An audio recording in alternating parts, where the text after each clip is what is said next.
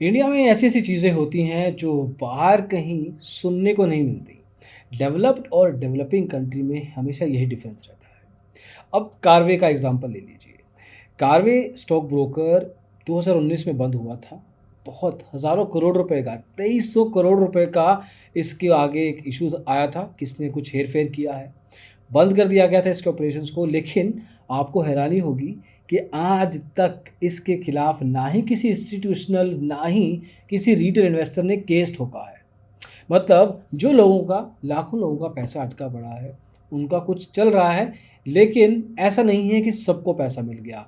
और institution level पे तो बड़े लेवल का पैसा अटका हुआ है, लेकिन किसी ने कोई केस नहीं किया है। क्यों? ऐसा क्यों? ऐसा क्या एक तरीके से कुछ सुंघा दिया है सारी इंडस्ट्री को कारवे वालों ने कि वो उसके खिलाफ कुछ एक्शन नहीं ले रहे, ऐसा क्या है? ये इस वीडियो में देखेंगे। तो आइए शुरू करते हैं।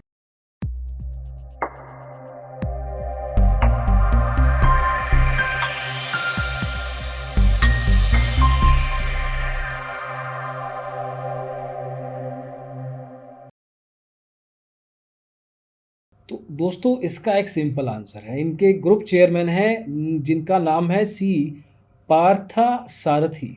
इनके अनुसार जब भी ऐसा कोई इशू आने लगा, कोई केस फाइल करने लगा, तो इन्होंने ये कहा है, एक ही आंसर दिया है कि हम एक यूके बेस्ड एनआरआई के साथ बात कर रहे हैं।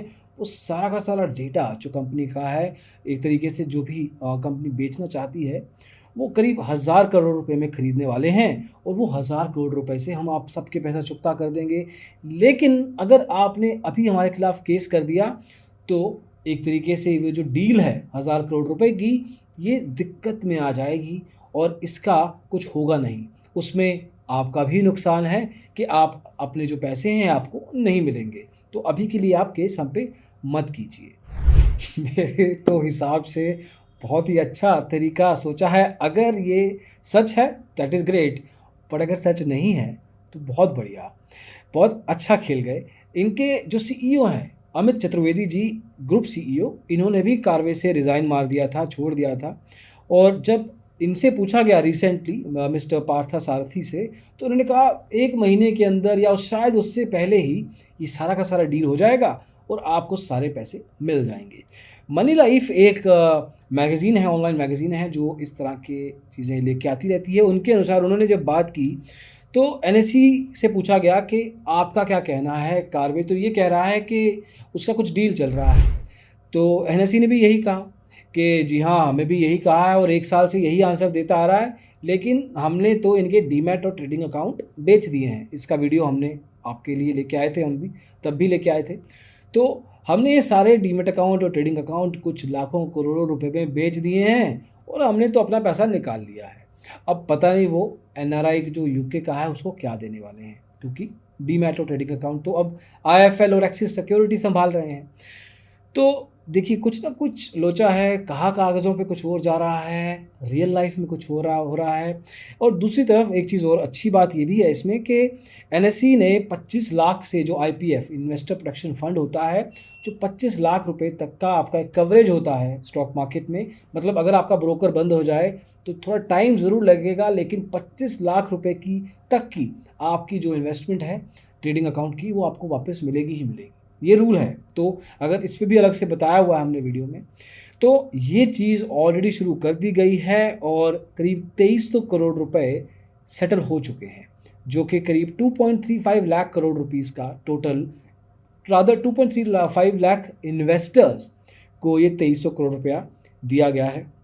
लेकिन 25 लाख वाले से ज़्यादा बड़े इन्वेस्टर भी होते हैं मार्केट में, उनका अभी कुछ नहीं हुआ और उनको ये गोली दी जा रही है कारवे के द्वारा कि आपका अमाउंट बड़ा है, मान लिया। और कई बार तो आपको सच बता दूं कि हमें भी बहुत सारे लोगों के फ़ोन आए हैं जिनके 3, 5, 10 करोड़ रुपए फंसे हुए हैं और कहते हैं कि हम क्या करें। कुछ ना कुछ हमने, जो हमारे से हो सकता था कंप्लेंट या आगे लेके जाना था, वो हम लेके गए पर्सनल लेवल पे, लेकिन उनको अभी तक यही बताया गया है। उसके अलावा इंस्टीट्यूशंस को, जिसमें एक्सिस बैंक खुद आता है, एक्सिस बैंक भी आता है, इसके अलावा 2-3 नाम और हैं, ये सब भी आते हैं। इनको अभी तक यही कहा गया है कि बजाज फाइनेंस भी है कि आप रुकिए, अगर आपने हम पे केस कर दिया तो सारी डील ख़राब हो जाएगी और जो आपको पैसे मिल रहे हैं वो नहीं मिलेंगे। अब वो बंदा भी फंसा हुआ है, ये कंपनीज भी फंसी हुई हैं और कारवे पता नहीं क्या कर रहा है। तो ये इस टाइम की रियलिटी है। अब एक्चुअल में कैसा है पता नहीं, हम कोई भी तोहमत नहीं लगा रहे हैं। We are not pointing fingers at anybody, we are just bringing the facts out there. जो सच चल रहा है, जो बताया जा रहा है, जो कागज़ों पे लिखा है, जो एक्चुअल एग्जीक्यूशन में हो रहा है। कार्वी का कहना कुछ और है, उसके demat account, trading account already बिक चुके हैं एक्सिस और आईएफएल के द्वारा यूज़ किए जा रहे हैं। लेकिन जो बड़े क्लाइंट फंसे हुए हैं उनका अभी कोई हिसाब नहीं।